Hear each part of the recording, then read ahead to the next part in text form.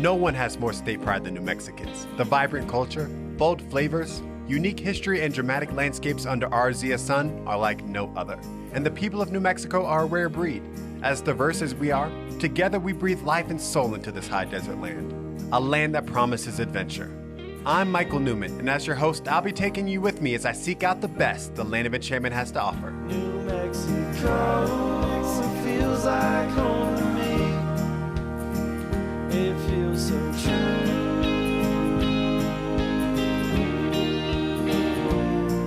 It's time well spent when I spend it with you. Thanks for watching another episode of New Mexico True Television. I'm your host, Michael Newman. In this episode, we're celebrating some of the rich traditions of New Mexico. From our annual chili harvest to chasing our worries away with the burning of Zozobra, our traditions encapsulate the unique experience of being New Mexican. Every October, people and balloons from all over the world converge upon Albuquerque for our state's most heralded event, the Albuquerque International Balloon Fiesta. Dating back to the early 1970s, our fiesta has grown significantly. With over 700 hot air balloons and nearly 1 million spectators, it has earned its place as the largest hot air balloon festival on the planet. And for us locals, this is one event that never gets old. The vibrant colors, all the spectacular shapes, and the sheer numbers of hot air balloons that dot our New Mexico skies is something you need to witness firsthand in order to truly grasp how phenomenal it is. No wonder it's the most photographed event in the world. And this year is no different than any other. Opening weekend, you'll find me on the fields of Balloon Fiesta Park. The thrill of Fiesta is best felt before sunrise when Dawn Patrol gears up. These balloons check the wind conditions of the skies for their fellow pilots. And while functional for the balloonists, for the crowds, it's a treat to see these balloons flame up in the darkness, lifting gently overhead in the dark sky. The other advantage to arriving early is being able to walk among the balloons as the crews prep them for mass ascension. Because of our safety record, this is one of the few hot air balloon events in the world you can do this. While this is not my first rodeo, or should I say glodio, my friend Walker from Colorado is a newbie, and he is loaded with questions. So do they have like a lift pattern to this thing? They have the people called zebras. They look like referees, and they'll like say, hey, you're good to go. Okay. Air traffic control. So here's our zebra, yeah. Yep. There we go. Looking the part. Uh-oh, and they're off. Oh, lift off.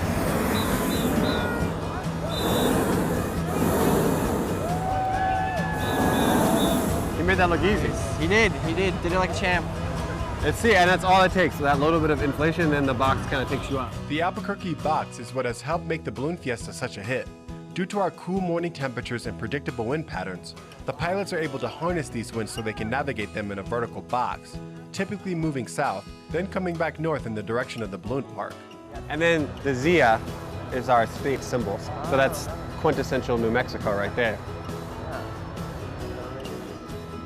After most of the balloons have taken to the skies, some folks' early morning gets the best of them.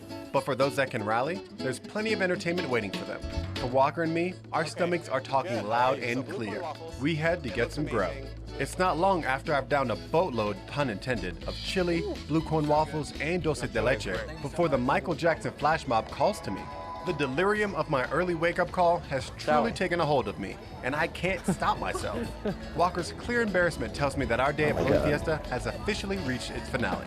It's time to get me home. I can't. When you're at Balloon Fiesta, check out the crazy amount of events and activities and concerts that cater to both kids and adults. And if you can, stay for the fireworks at night. They're always magnificent. And if you're not the early riser, you can always go to the evening glodios, which are equally as fun and amazing.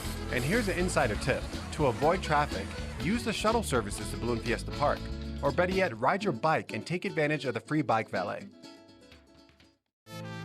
The world's largest matanza takes place right here in New Mexico in Belen, just half an hour south of Albuquerque on I-25.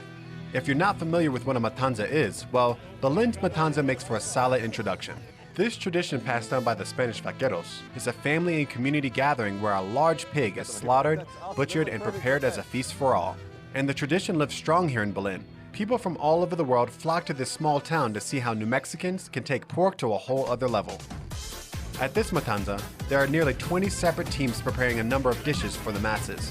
Chicharrones, carne adobada, liver, and even a few surprises. Now, this is a G-rated matanza, so no one has to witness the slaughtering of the pig. but it's worth coming out early to check out all the processing, prepping, and cooking that goes into the final product. And there's a lot of it. This is a very labor-intensive process. It is all hands on deck as soon as the teams are given their pig. They drop the pig back here, bring it onto these cutting boards, and the team just takes at it. They start hacking it up into pieces, butchering it, and then we slowly start cooking it. We get it up on the line, start serving it up. This is an instance where it literally takes a village to cook a pig. Traditionally, matanzas were done in the winter to prevent spoilage of the meat. You dig a pit in the ground, get a fire going, and put the pig over the coals and bury it, letting it slowly roast for hours upon hours. Today you'll see more smokers, grills, and skillets employed, but the cool morning temperatures still have people opting to gather around the fire pits in the ground, hovering around the simmering skillets whose steam wafts through the air. And let's not forget Air Force One. Now then tell me, what's the story behind this guy? Well, this is actually Air Force One. Air Force One, not one. Not one.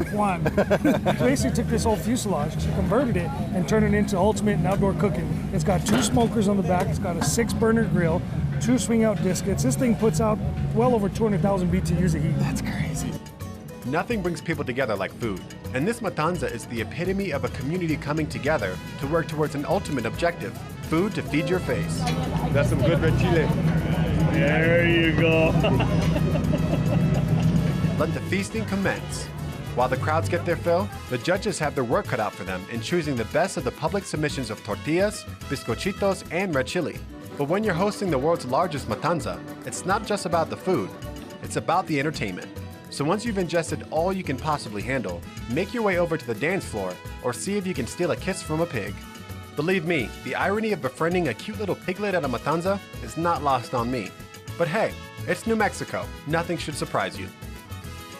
When the winter holidays have subsided, don't start your post-holiday diet too soon. This matanza takes place every year in January at Eagle Park. And believe me, you're going to want to feast all day. Have your own secret recipe you want to share with the judges? See what items are slated for public competition so you can submit something from your kitchen.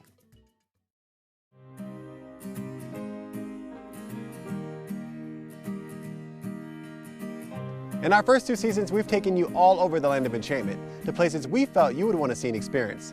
Now it's your turn to share with us your New Mexico true treasures. All you have to do is get your smartphone and send an email or a 15-second video about why you think that place is a New Mexico true treasure.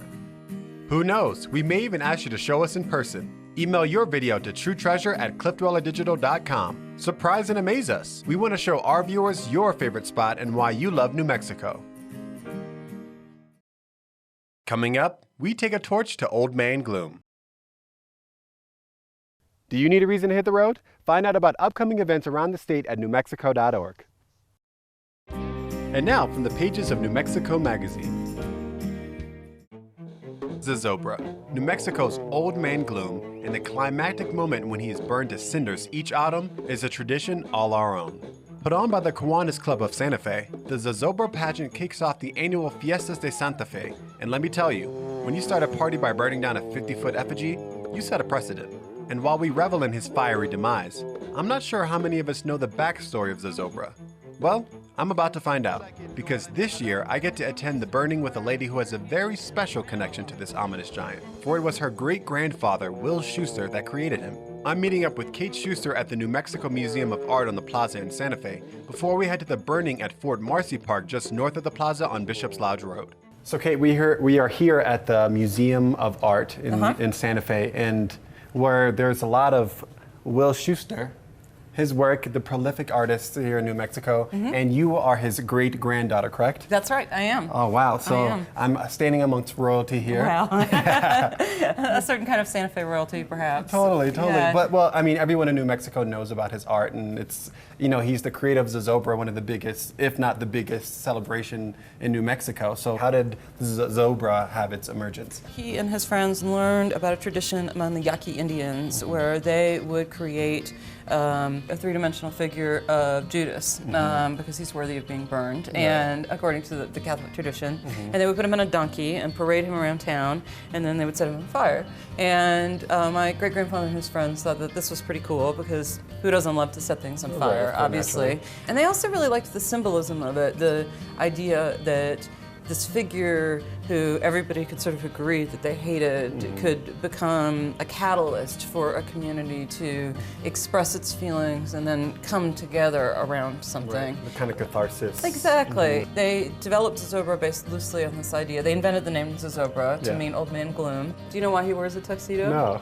He wears a tuxedo because the mythology of Zozobra, as my great-grandfather sort of invented it with his friends at parties, was that it would, in theory, if there was a 50-foot monster living in the mountains outside Santa Fe, which was the original conceit, where it was this old boogeyman who would haunt the outside of Santa Fe and make us feel all gloomy all the time. They thought, oh, it'd be sort of difficult to get him into town. How would we get him in? And so they came up with this idea that they would send him an invitation saying they were throwing a party in his honor.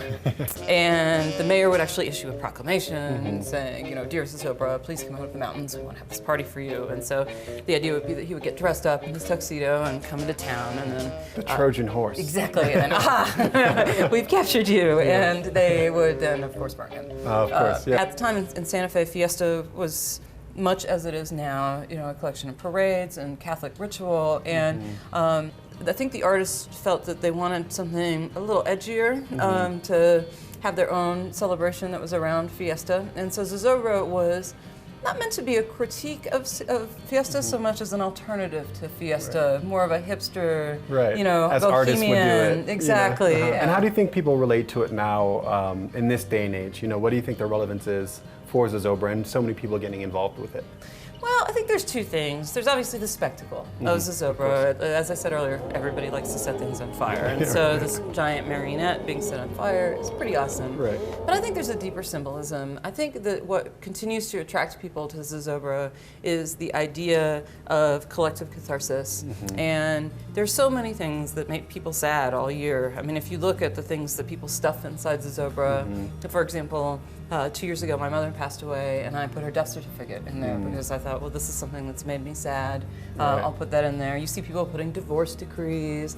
The police department shreds their records. I don't know if you know this. They shred their cold case records, and they stuff them in all these unresolved cases.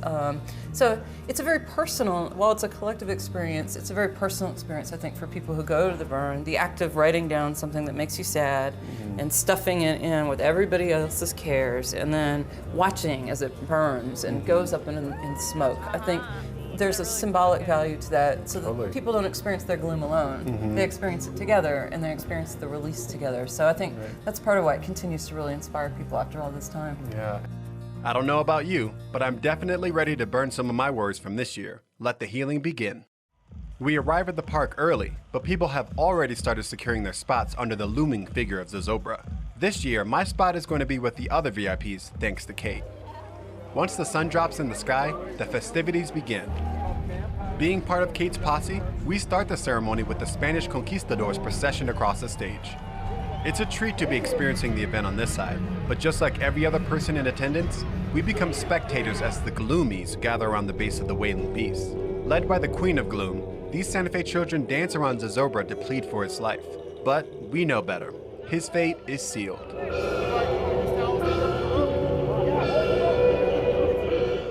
And the burning begins. And how do we know this? Because the fire dancer has taken the stage. Originally choreographed and performed for 37 years by former New York ballet dancer and instructor Jacques Cartier, the fire dancer signals the time is nigh for Old Man Gloom. And he knows it. I think he knows what's coming. I think he does too. I think he's on to us. He's on to us. The moans tell it all. Burn it! Burn it! Burn it! With his incessant wailing and moaning, this tuxedoed figure absolutely encapsulates the essence of misery. It's sinister, bizarre, and exciting all at once. Among the spectrum of responses to the burning, I'm in awe just thinking about the weeks of labor that went into his construction.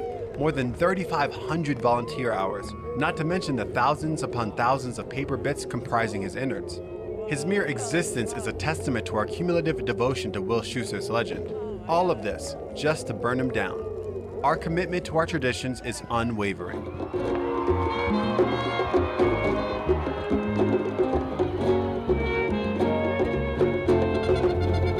Was it what you expected? You know what? It's a lot more.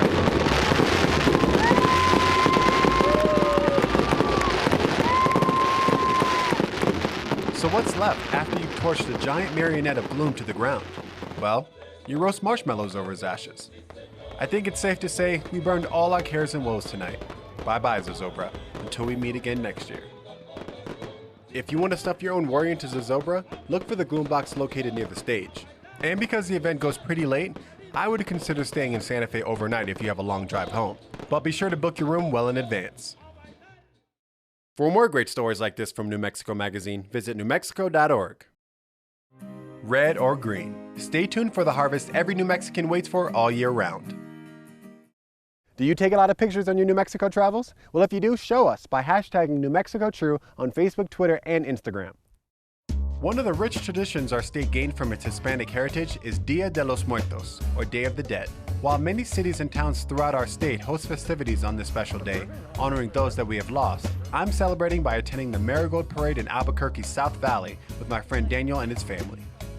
The South Valley is in fact located in the southern part of Albuquerque, on the west side of the Rio Grande, most easily accessed by getting off I-25 at Avenida Cesar Chavez and heading west. Upon arrival, I see the brilliant sugar skull face painting on everyone I come across. Clearly, I need to get my own face transformed.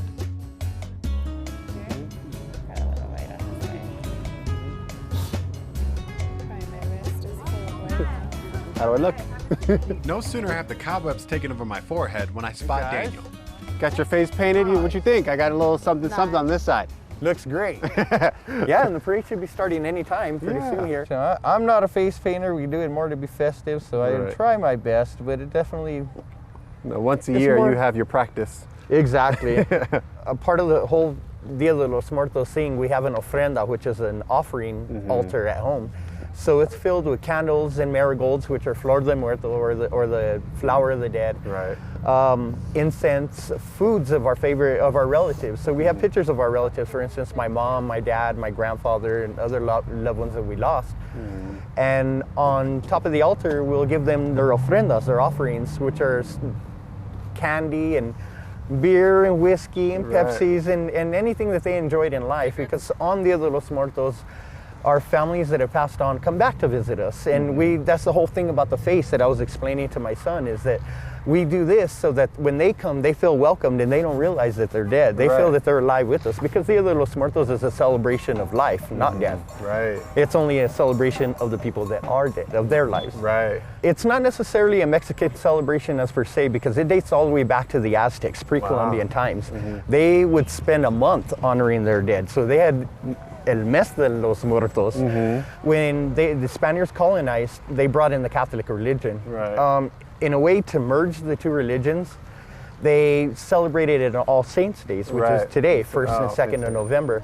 And it just lasted generations and generations. Yeah, so pretty much anywhere you find a Mexican-American community, it's going to have it. Here in the South Valley, there's a lot of Mexicanos that live here, so the celebration is held here. And people from all over the state come down to celebrate as well. Yeah, no, cool, man. I'm glad to be a part of it this year. Yeah, me too. I'm glad we could have you along. We are definitely in the spirit, pun intended, and ready to walk among the dead. We head for the parade. From giant skeletal marionettes to photo remembrances and lowriders covered in paper marigolds, this parade encapsulates the colors, vibrancy, and much of the iconic imagery we associate with Hispanic culture in our state.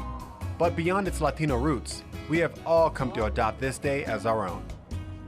Dia de los Muertos is universal. We have all lost ones we love, and it is a beautiful experience to come together to welcome them back and walk with them once again. Dia de los Muertos is traditionally celebrated October 31st through November 2nd, but keep in mind the date for the Marigold Parade may vary slightly depending on the year. And plan ahead and buy your face paint early if you want to don a sugar skull face. Since this event falls right after Halloween, many stores sell out of face paint, so don't wait till the last minute. One of the best times of year for New Mexicans is the late summer months during chili harvest. Our beloved chili is a defining characteristic of our state, and no matter who tries to grow it or reproduce it, red and green run through our veins and we will always know the real thing. And when you want the real deal, why not go to the source? This season, that's exactly what I plan to do. Yes, I'm headed to Hatch. Just over 30 miles north of Las Cruces and 2.5 hours south of Albuquerque off I-25, Hatch sits in the heart of the fertile Mesilla Valley. For many people, making the journey to Hatch during harvest season is an annual pilgrimage. But for me, it's my first time. And pulling into town, with roadside vendors and shops lining the streets, there's no doubt I've reached the chili capital of the world. The big red facade of Grajeda Farms grabs my eye, so I stop in to check out their product. Hey man, how's it going? Good, and yourself? How are Good. you? I heard you guys got green chili. I could smell it from a mile away. Yeah, we got green chili, we got red chili, ristros, anything you want. Oh man, so it's all from, do you guys grow it yourself? Do you Yeah, grow it from a farm? we have our own farm, about 4 miles out of here. Okay, so what do you suggest? So between the red and green, what kind of guy are you? You the red or green? Red. The red? Yeah, Okay, all I'll right. get red. I usually go with green, but Yeah. you guys have good red chili, yeah? Yeah. I'm a pretty ambitious guy, so I think that Yeah. the hot might be perfect. Yeah. And then I also want to get some roasted. Would that be all right? Yeah, that's perfect. Yeah, let's do some roasted. I'll have some dried and some Okay. some roasted. How does that look? That's perfect. That's perfect. And just knowing that it's homegrown, it makes it that much better. It's freshly picked.